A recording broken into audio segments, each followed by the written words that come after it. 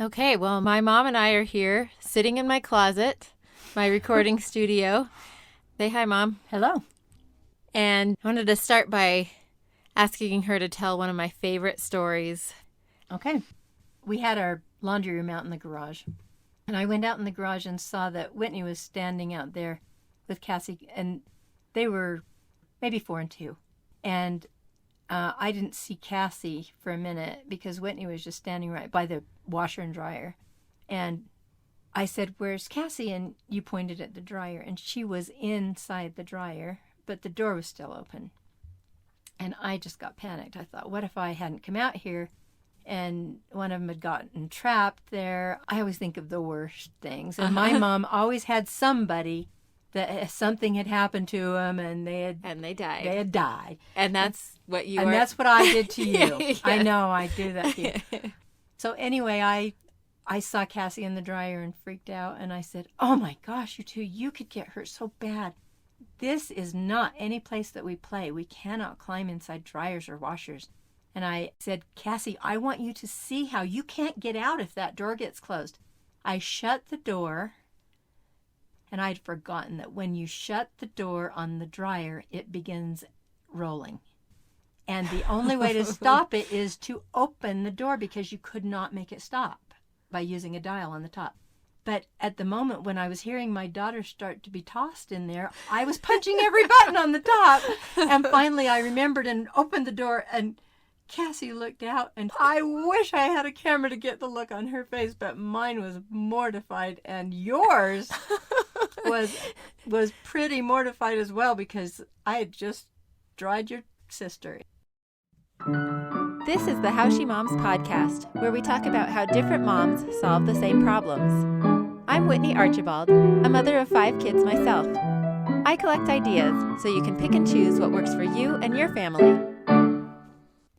If you hadn't already guessed, this is a special Mother's Day episode with a guest appearance by my own mom, Susan Dayton Singley, the woman who taught me what a weird and wonderful thing motherhood can be.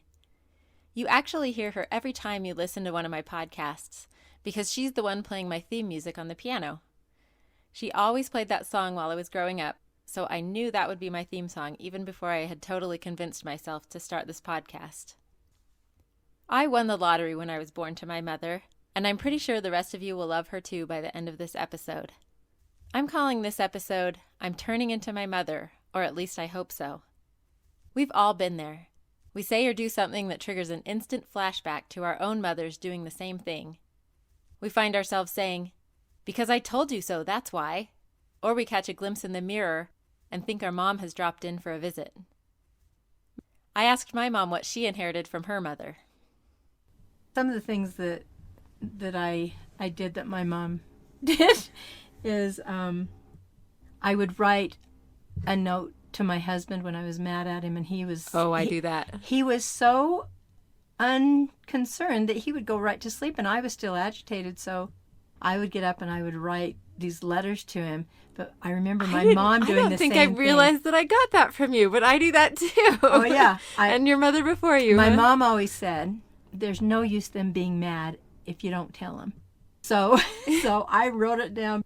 But one night, I was so mad that he was able to sleep and I couldn't, that I had a squirt bottle just that I used for ironing, and I sat down at the bottom of the bed and I just lobbed squirts at Glenn until it woke him up. Woke him up. It took a while. It took a while. I mean, he'd wipe it off, and then he'd wipe it off again, and finally he says, "What are you doing?" I said, "Well, I couldn't sleep, so I wrote you a letter and I want you to read it." Yes, okay, so that's been passed. That's at least a third generation thing. The other thing that I inherited from you is laughing attacks. Oh dear. And that is the curse.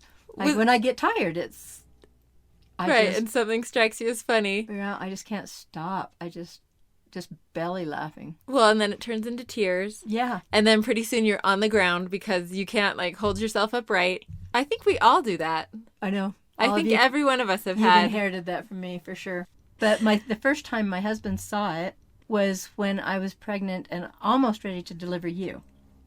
And we were on our way home from a wedding reception, and I thought we'd missed the turnoff, and I went, ah, we missed the turn.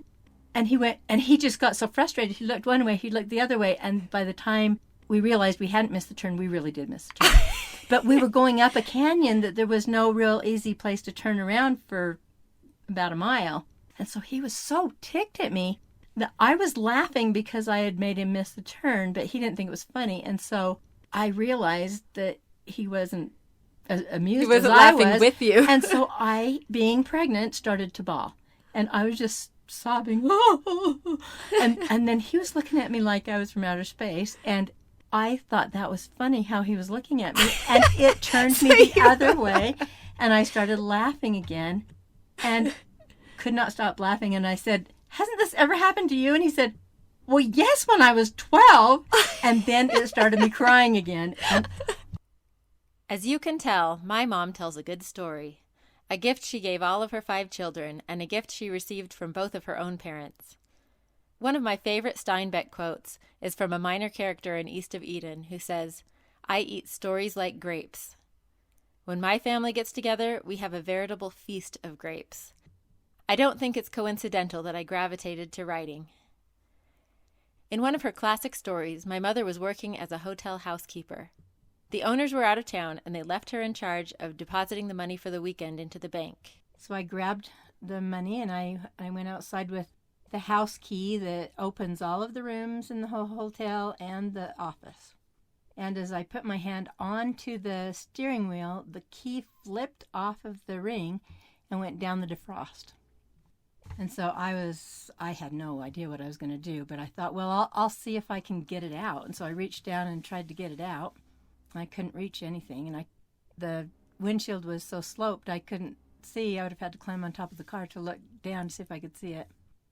And I didn't know how cars worked, so I thought maybe it fell all the way down almost to the floor underneath the dash.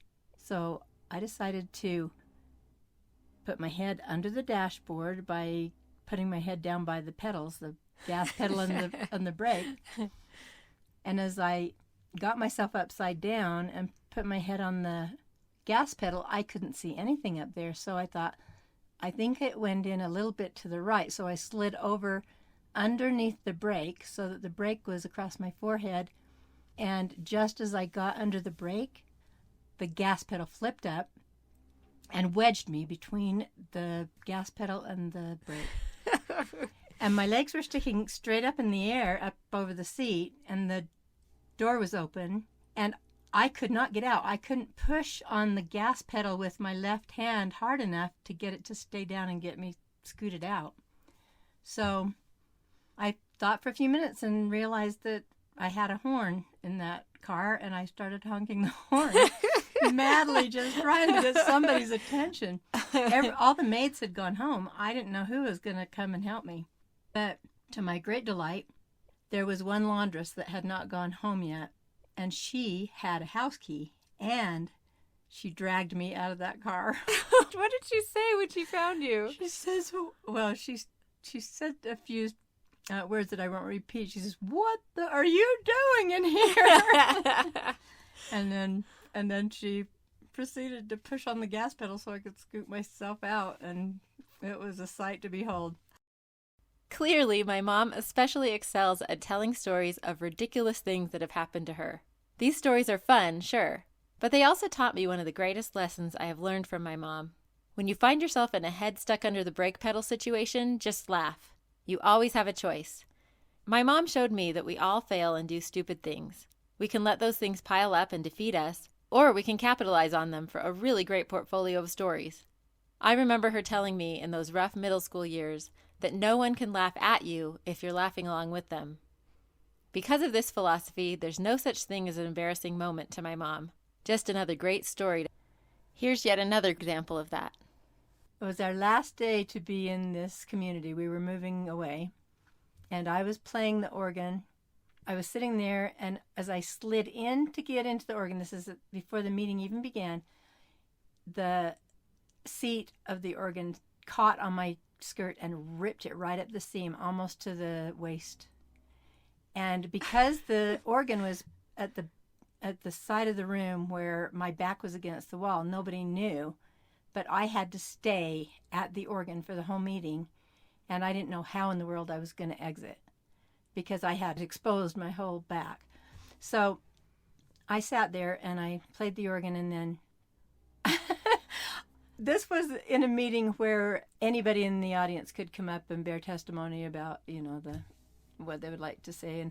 And so I wanted to say goodbye to all of my friends. This was my last Sunday in the community, in the church. And so I wanted to tell them how much I loved them and that it had been a wonderful time living in this community.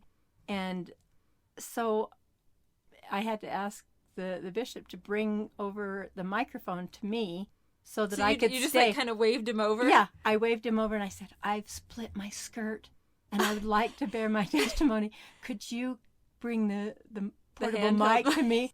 And so he brought it over, and I just turned and talked to them from the Did you tell them what? And I said, I'm sorry. I said, I'm going to need the help of some of the women in the congregation at the end of the meeting because I have split my skirt. So the whole congregation just howled. And at the end of the meeting, all the women in the room came and formed a circle around me. And I had sent one of my kids home to get another skirt so that I could slip it on. And like a very portable changing room. This lesson about laughing at yourself only works if you also love yourself. I vividly remember her teaching me this when I was about 12. I was crying myself to sleep in a puddle of self-pity one night, and she came in and sat on the edge of my bed. I unloaded everything I was feeling. Nobody liked me. I couldn't fit in with the other kids. My clothes were all babyish. I didn't even own any Guess jeans or Reebok shoes. Instead of vacant reassurances, my mom pulled out a Bible verse, Matthew 22:39. Thou shalt love thy neighbor as thyself. She then taught me that I couldn't even begin to really love others until I loved myself first. I told her this was easy for her to say. Everyone loved her. That's when she told me her secret, which I still use today. She said that whenever she walks into a room, she just assumes everyone in it is going to like her, and that she will like them. That usually does the trick. Try it, you might be surprised. Because of this little trick, no one is ever a stranger to my mom. I used to be so embarrassed about the way she'd tell her whole life story in the grocery checkout line. Now it's one of the things I love best about my mom.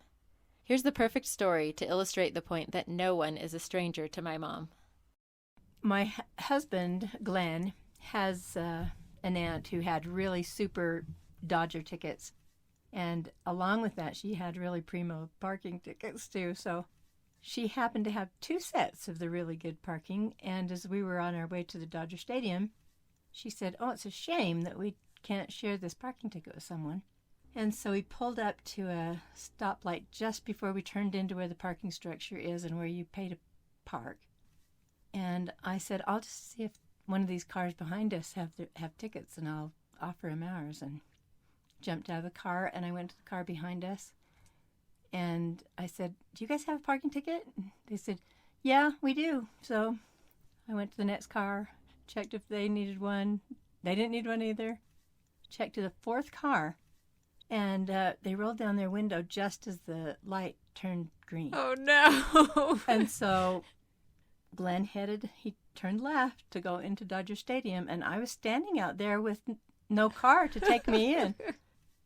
And so I just said, oh, can I get in your car? And I just opened up the car door. And Perfect stranger. And I climbed in with these strangers, but I didn't know, I couldn't see through their windows, and I didn't know that the back seat was already full of people. And I go, oh my gosh, can I sit on your lap? And I sat on their lap, and they took off through the light and around the corner, and they parked in front of Glenn and his aunt, and Glenn's aunt said, she's disappeared. I don't know where she's gone. They didn't know where I had gone because there was nobody standing down there, and all the cars were gone. They had all turned in. And so they had parked in front of Glenn's car, and I got out, and they were looking backwards and didn't see me come into the thing. I nearly scared them to death when I opened up the car door. That's one of my all-time favorite stories. Another one of my mom's best character traits is that she is unoffendable. I have never seen my mom offended by anything anyone has ever said or done to her. If someone criticized or spoke negatively about her, she'd either make a joke or just let it roll off her back. She taught us that being offended was a choice. So it rarely even occurs to me to be offended by other people. My mom rarely shopped for clothes or for other things either. We lived a life of minimalism before minimalism was a thing. We were always purging our closets to donate what we didn't need. She was not sentimental about keeping things that were no longer useful. This was great training for me. My mom was resourceful in other ways too. My dad had a busy job with a long commute and usually had big responsibilities in our church that kept him busy as well. She wasn't going to wait around for him to do jobs around the house or hand him a to-do list as soon as he walked in the door. Sometimes he would come home to a total demolition zone. I asked my mom to tell about some of her projects. Well, the first one was when I wanted a half wall removed that split up our dining room with our living room. And I just took a sledgehammer to it. And when he got home from work, I had just beaten it to a pulp and it was just kind of not there anymore. But there was quite a bit of demolition around. But the one that was the kicker was one day, I took the thermostat off and I pulled all the wires up into the attic and I was making a hole to have it go back down into the bedroom, into the wall that I wanted it to be. And my husband Glenn came home for lunch and started yelling for me, wondering where I was, and I answered him. Answered him from the attic. I remembered these stories when my husband David was in medical school and we had a crack in our sink. I could have waited around for him so we could figure it out together, but I realized he doesn't know how to do this any more than I do. I'll just figure it out. So I channeled my mother. I bought the sink I wanted, took out the old one, went back to the hardware store to buy whatever saw it was that I needed to use to cut out a bigger opening for the new sink, and I got her done. My cutting job was jagged and terrible. It looked so bad. But the sink covered it up nicely and nobody ever knew what was under there. I owe it to my mom for giving me the confidence to tackle a project like that. In addition to learning new skills, my mom has insatiable curiosity. This is another thing I have definitely inherited from her. When my siblings and I were constantly sick when we were young, she was relentless in pursuit of a diagnosis. It became pretty clear to her that it was something we were eating, so she persisted with all sorts of wacky diets and lots of doctor visits. Also really terrible birthday cakes for a while there. One even broke a knife when she tried to cut into it. But then my brother was finally diagnosed with celiac disease, and the rest of us were too. Once we were diagnosed, she learned everything she could about it. She's also known far and wide as the rash lady. Show her a rash, from dermatitis herpetiformis to molluscum contagiosum, and she can diagnose it. My mom didn't limit her curiosity to medical things. She loves family history and is really good at genealogical research. She's always reading up on current events, and she's just generally curious about everything and everyone she meets. When we were growing up, she was always one of the youth leaders at church. We loved to stay up late at church camp asking her questions about God and faith. She always encouraged us to have faith, but ask questions. One of the greatest blessings I inherited from my mother is her love of music. All of us kids could sing as soon as we could talk. She'd often wake us up in the morning to a song, usually Irving Berlin's "Oh, how I hate to get up in the morning," or "Oh, what a beautiful morning." We were always singing. She also taught me to play the piano. We learned to harmonize young, and we were always performing at church and at church parties. She taught us to sing in 2-part harmony and then in 4 parts, and we sang at events around the community. Practice sessions were crazy, but somehow she wrangled us all and taught us the songs. I remember her having us all lie on the floor and learn how to breathe with our diaphragms.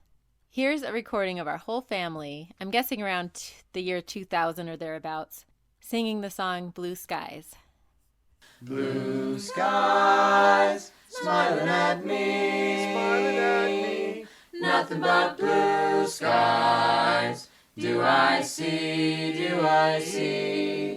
bluebirds singing a song, nothing but bluebirds, all day long, nothing but blue skies.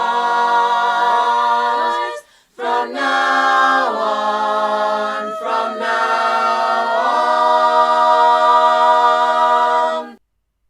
At the end of the podcast, instead of my regular conclusion today, I'll end with another recording of my mom, my 2 sisters, and I singing the song Yesterday. Another thing I've inherited from my mom are some of her funny idioms. Until I lived with roommates in college, I didn't realize that many of the idioms my mom used all the time were not universal. It's still hard for me to parse out which ones are common and which ones are just weird. The ones I most frequently repeat are, "If wishes were fishes, we'd all have a fry." Or, "Yeah, you're strong, but smell isn't everything." And, "It'll feel better when it stops hurting." When we were going somewhere, she'd say, "I'll be ready in 2 shakes of a dead lamb's tail." If something smelled, she'd say, "That would gag a dog off a gut wagon." If we were fidgety, she'd ask, "Do you have St. Vitus's dance?" Or she'd say, "You're like a fart on a hot skillet." And if we touched something gross, she'd say, "You're going to get incompass of the blowhole." If we tried to pull something over on her, she'd say, "I may be green and cabbage looking, but I'm not stupid." And if we were the ones being stupid, she'd say, "You don't have the sense of a soda cracker." These are just a few of the 66 that my siblings and I have compiled over the years. We keep a running list. I'd really like to research the origin of all these momisms someday. As you can see, my mom is a great example of what motherhood can be. She wasn't perfect, but she dealt with her imperfections with such a sense of humor and such perspective. I can only hope that I've truly inherited some of her great attributes to pass along to my own kids. I love you, Mom, and a happy Mother's Day to all of you beautifully imperfect moms out there. Yesterday, all my troubles seem so far away. Now it looks as though they're here to stay.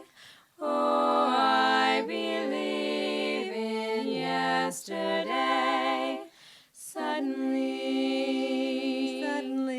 I'm not half the girl I used to be. There's a shadow hanging over me. Oh, yesterday came suddenly. Why he had to go, I don't know. He wouldn't say. I said something wrong. Now I long for yesterday. Yesterday, love was such an easy game to play. And now I need a place to hide.